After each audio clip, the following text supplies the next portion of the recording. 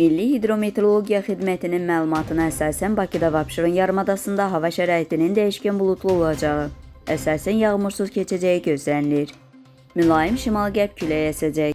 Havanın temperaturu gecə 17-19 dərəcə isti, gündüz 23-28 dərəcə isti olacaq. Atmosfer təzyiqi 763 mm civə sütunu təşkil edəcək. Nisbi rütubət 50-60% olacaq. Azərbaycanın rayonlarında əsasən yağmursuz keçəcəyi gözlənilir.